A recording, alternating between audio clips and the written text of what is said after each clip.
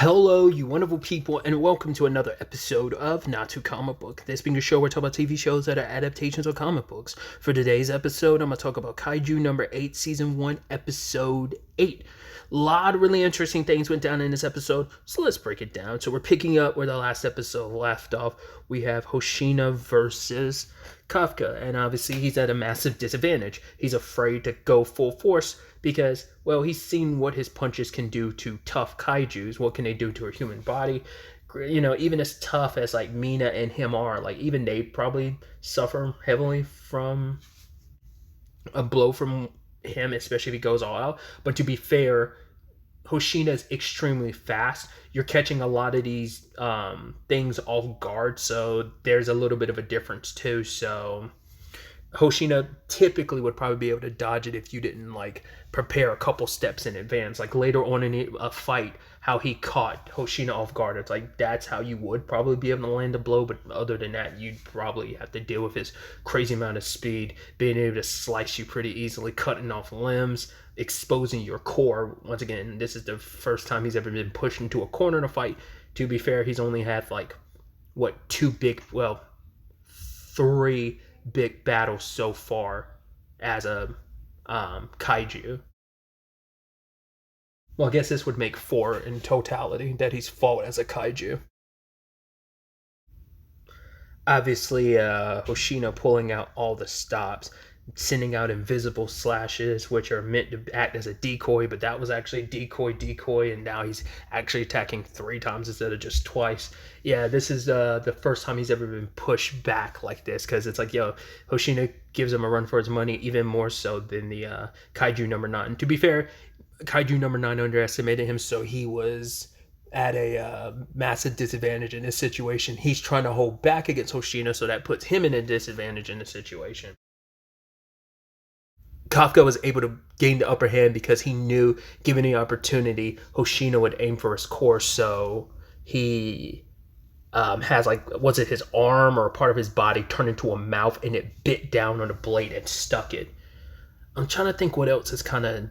I was about to make a reference to something that I reference all the time, so I won't make the reference now. It's a video game I talk about way too much, and I'm not going to talk about that because I talk about it too much. Either way, so he ends up catching him off guard and breaking one of his blades and using that as an opportunity to bounce, which obviously Hoshina takes that as kind of an offense, because I don't know if this is the first time a kaiju's gotten away from his grasp. So but he's also thinking like, yeah, there's something funny about this fight that's not making any sense, because he's like, why did it go for my weapon instead of me? It's like that thing didn't want to fight me. He's like, that doesn't make any sense. Also, the way it was fighting more like a human than a kaiju. But he's like, regardless, you know, Mina tells him later on, like, regardless of how strong Kaiju number 8 is, regardless of all that, it still needs to get wiped out. It's like, well, it did come in clutch, you know, dealing with number 9. But they also get the report later on about, you know, Ichikawa and Iharu encountering it in a human form. So he also labeled it as, I guess, that maybe it's their highest ranking for Kaiju, and that's was it Daikaiju is the titling, because he's like, oh, it's got to be like a fortitude of like at the bare minimum like 8 or something like that. So I'm curious, because they referenced like the last time they came across one like that was like 5 years ago. So I was like, interesting. I'd assume that one's dead. Then I wonder who ended up killing it, if that's the case, or if it didn't just escape. Well, they even said it themselves, like 8's the only one that's really escaped. So I guess like everything up until this point has managed to be, like everything from 1 to 7 has been killed. But I mean, because he's only now labeling it as 8 as a Daikaiju, so like numbers 1 through 7 could have easily fallen on any other scale. But I'm assuming because 8's a Daikaiju, 9 would be the same power scaling as well. But when it was all said and done, Ichikawa and Iharu are okay. Obviously,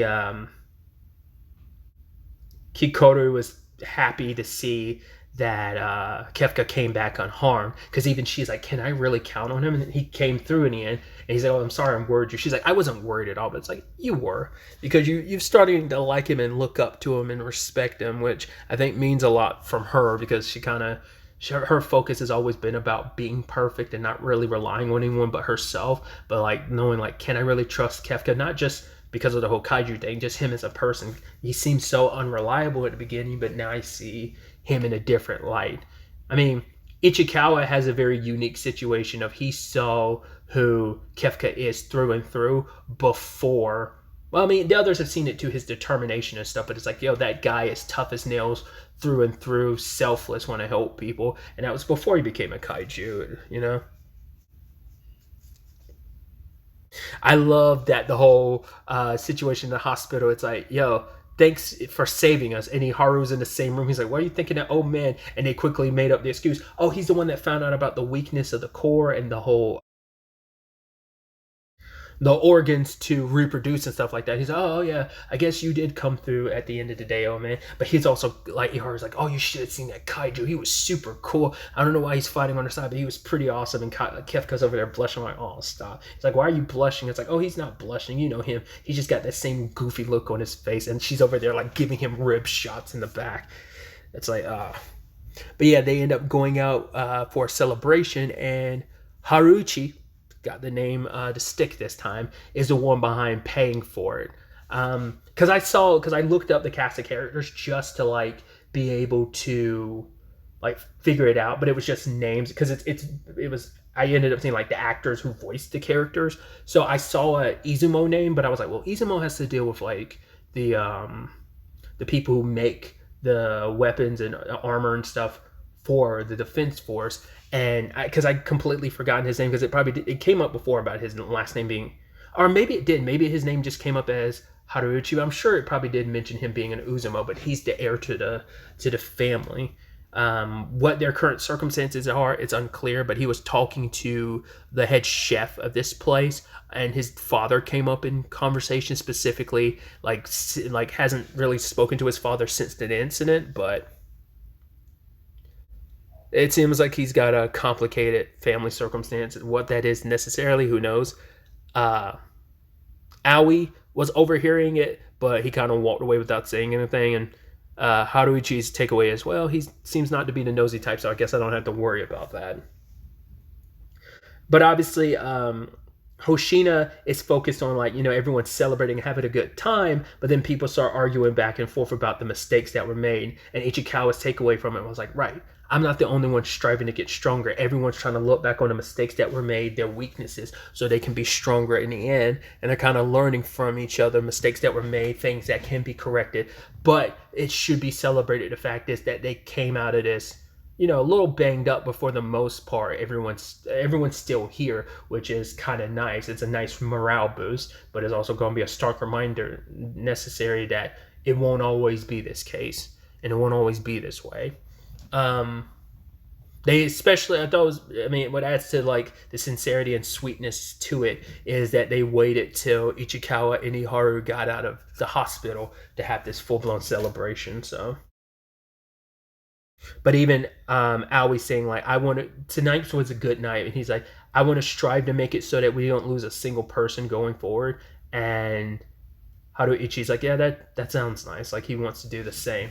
But the biggest takeaway from this night is that after his display and helping out the way he did, discovering about the reproduction of organs and the core location, that Kefka might not be the best power wise, but he came through on a support scale, and because of that, he's being promoted to full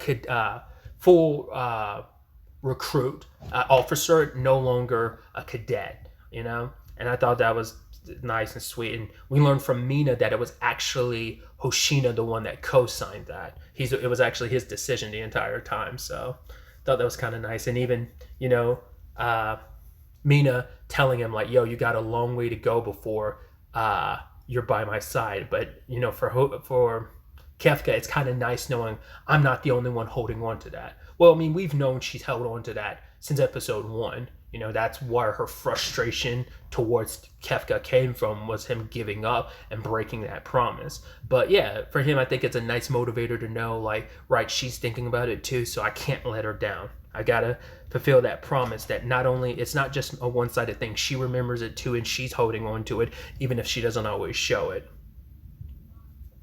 But later he finds Hoshina training, trying to, very much like the others, are working through their mistakes. So as he's kind of like memorizing his fight with Kaiju number 8 and trying to figure out what he did wrong. And he's like, I should have went full force from the beginning and slid his head off. Then it's like, instead of using skill 5, I should have used skill 6 and immediately cut his core or something like that, which obviously Kefka, it's kind of scary seeing like how sinister he is, and especially Kefka knowing like, I fought you, I know if things had played out differently, you would have murdered me. So, but it does have an endearing kind of end to it, because Kefka's like, don't worry, sir, I'll do everything I can to support you in your fights against the Kaijus, because he's like, Kaiju number 8 and 9 aren't for regular officers, he'll be the one to deal with them. But then he's like, don't get cocky, kid. But, you know, you're someone who can only use 1% of your combat suit, so I'll give you 1% of my expectations. I thought, well, once again, really sweet and endearing. Obviously, he's none the wiser about Kefka's circumstances. When the truth comes out, you know, at some point in the story it does. I'm curious. I don't actually want to know the answer to this. It's more of a rhetorical question, but you know it's going to come out. I'm just so curious, will it happen storyline-wise where the show is currently... I mean, the amount of the story that this first season covers, or is it something that happens much later in the manga? I'm curious to see when that's going to rear its head. Or is it going to say, like... I wonder, like, how much of the story is going to involve him not revealing that at all, or at least having that revealed to certain people in the organization. Once again, how will certain people react? Mina versus Hoshina, because they both kind of like... Well, obviously, Mina and Kefka have a lot of history, but Hoshina's kind of gotten a little attached to him as well. So it's kind of like, yeah, when that ripping that band-aid off is going to be complicated later. But it's also like they have their duties to kill all Kaiju. No matter how much good he's doing, he's still the enemy of humanity. He's still a nemesis that needs to be wiped out. So that's probably how they're going to look at it. We also catch up with Kaiju number 9. When he didn't immediately kill that guy, at first I thought he was like, oh, I haven't recovered enough of my power or something like that. But then he walked by the guy and ate the guy. I was like, oh, right. You're choosing a new human form because, well, they know what you look like. So, and they also know that you were connected to the cleanup company. Was it Monster Sweepers? So it's like, yeah, you kind of can't go back there. Can't use that human disguise. They'll probably plaster your face everywhere. So poor guy got gobbled up. Now the question then becomes like, well, does that guy have a wife and child at home? Because that would suck, them being none the wiser. You know, hopefully he's just a loner that sadly doesn't have any family. Probably has like a mom and dad, but I'm curious, does Kaiju number 9 get in their memories when it takes over their bodies? Or is it just like it hollows you out completely and doesn't know anything about you? Because it's learning to try and pretend to be human. I don't think... Like, I don't think it maintains any of your memories or something like that. Because if it did, I think it'd have a little bit of an easier time playing human. So, but we also have our setup at the end of the episode where we see some like flying type kaijus, and there's kind of like this like definitely boss level kaiju riding on top. So I'm like, are these things about to go like full?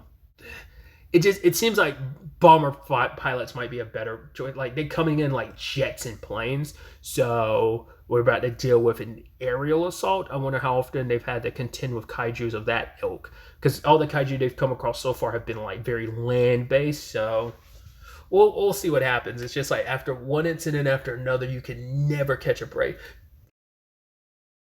To be fair, like since the first operation, you know, that concluded, who knows how long it's been since, you know, the party and stuff, because it probably could have been a couple days while Iharu and Ichikawa were in the hospital. So it's not like it immediately happened, but it's still the thing of, man, the attacks are relentless. And I guess that's probably the point too, that it's a battle of attrition where they're probably getting bolder and making more and more swifter attacks. Like I said, this feels like a coordinated thing, less just random attacks. But maybe some kaijus are randomly attacking while others are coordinated. Just the timing seems that way. But we'll ultimately have to wait to see where the next episode takes us going forward with all of this. But really, that's all I wanted to talk about. Till the next time we meet, be happy, be safe, live life to the fullest, and enjoy it. Good day and goodbye.